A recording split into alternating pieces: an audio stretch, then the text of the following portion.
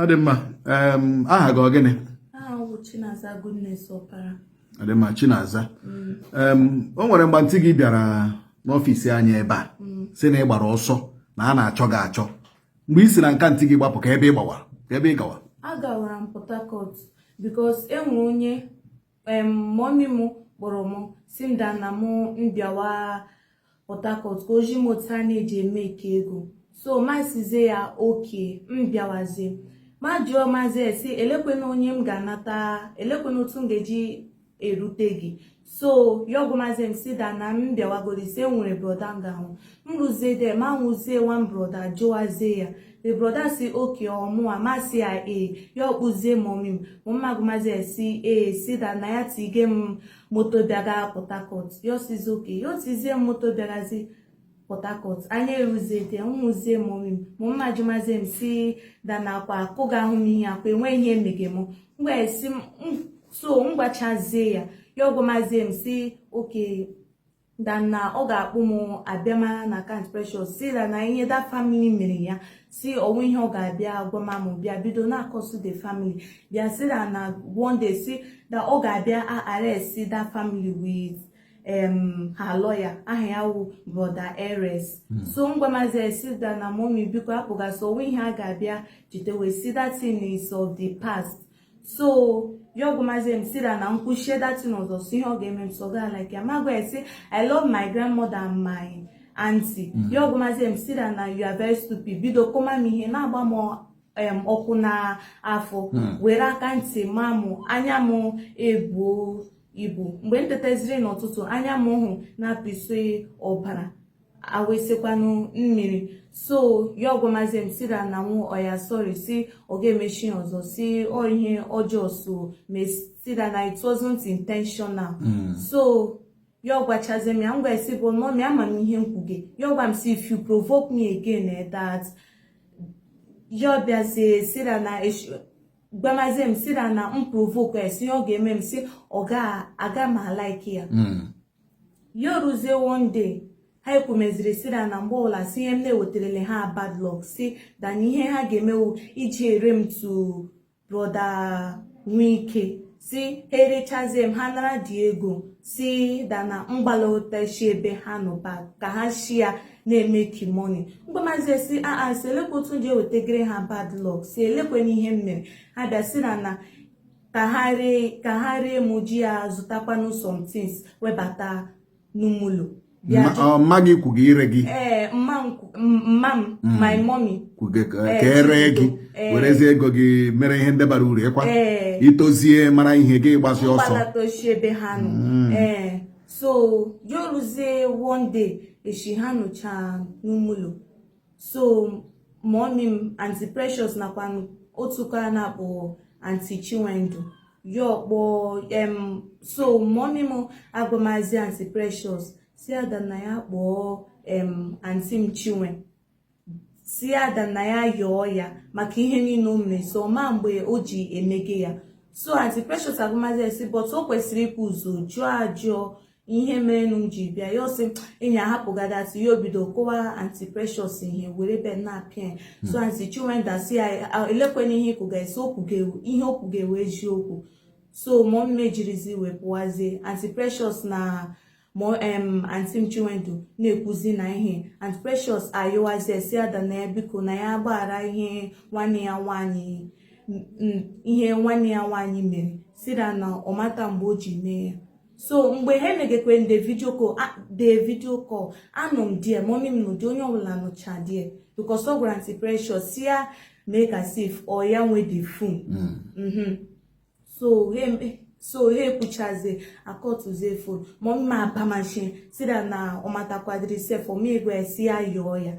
So omegwe esi ihe that family mere ya si that no Nwike forgive that family that I'm coming for that family. So yoruzie shogagazi wore yo kpuruzie mposazie na Aunty Precious because sometimes a na-ahapụ m n'ụlọ 1 week apụ sometimes kwa Aunty Precious ahapụ m n'ụlọ pụọ ọsọ ga anọrọ emekwe ha enye m small phone ha ga na-eji na kọntaktị m.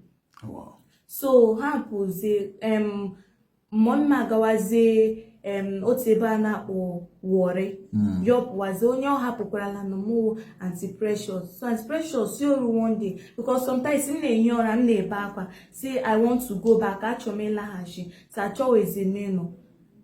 So m na-ekwuzi emetụ ha akọ m ihe emetụ Aunty Precious akọ m ihe sira na ele ihe nkwuge so dịka ishegharị m ma si nkwuchi ihe ọzọ so ga-akpụ m ọmị m magụmazi Aunty biko achọrọ m ịlaghachi achọghịzi m ịnọ.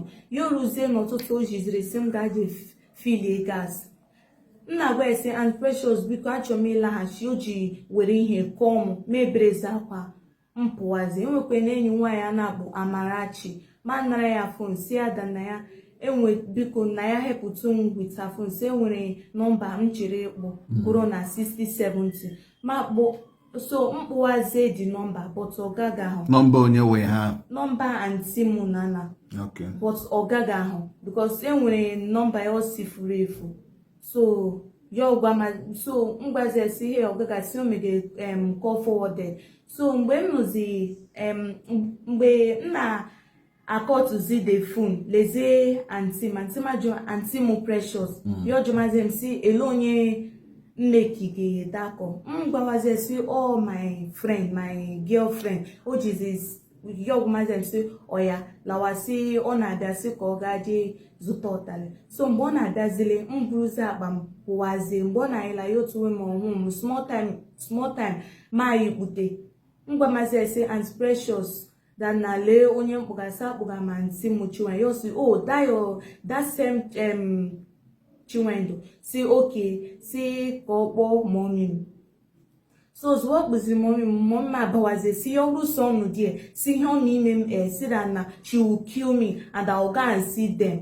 Ma agụmazi si mommy biko achọrọ m ịla. Yo si okay si na ihe m kwesịrị na-ebe gị ya si na ọ chọwezi ịlaghachi daa village back si nnụrụ be nga ekwusi achọrọ m ịla. So gwazi Aunty Precious ọ ga-esendịrị ya 20,000 naira ọ ga-eji akpụlata m.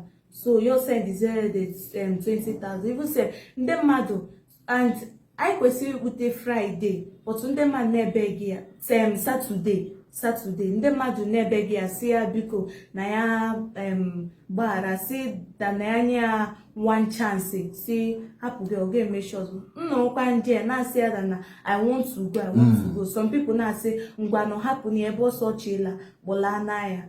So you ruzie on this Sunday Aunty Precious agụmazi si you say you want to go masị ya yes. You saw ya enter car anya bizie moto anya ikputeweze anya ruzie na ụzọ mom sendizele voice note that I'm having bad feelings for that my daughter. So Aunty Precious agụmazi m si na achọrọ m ịla masị ya yes I am very very sure that I want to go. You say are you sure masị ya yes. So you gwazi onye driver that okay driver turn back maybe she don't want to go again. Ngwamazi onye driver that I want to go home. Driver jizi gwawazi da na ya madam ọ dịka ọsọ chila Bolaya village. So anya ikputeweze anya eruzie die ha kpụsazie m before he kwuchamazi ihe ndekọ ọzọ. Okay. Aunty Precious ahụ onye ebe? Ọ bụ onye Amụgwọ. Onye? Amụgwọ. Ole ebe wa Amụgwọ? Amụgwọ elu. Oh, Ikedurukwa? Okay. So ị lọtaziri hụ nne gị ochie kwa ya? Na Aunty gị ole aha Aunty gị nke nọ n'Ikeduru? Aunty m Nkechi. Nke gị na ya nọ n'Owerri before ebe Okay, Aunty m Chinwendu. Okay. So ihe iji lọtawa wụ na ihe mma gị gwara gị ijiri gawa wụzi ihe o megakwa ya? Mma gị kwanụ o nwere ebe ọ kpọsara ahịa o nwere biznes ọ na-eme na enweghị ihe ọ na-eme ya ọnụtụ na sometimes mmadụ akpọ ya na phone ya ọpụwa. Okay, and ọ pụọ o nwere ike na 1 week 2 weeks ọ ga-alọta. Okay. Ọ dị mma nwere ihe ọzọ iche itinye? And ihe m chiri kwu ọwụda Aunty m Chinwendu chụpụrụ m na ya ka m ji aka onwe m pụọ na ya due to ihe mommy m gwara m onye me nji pụọ na ya.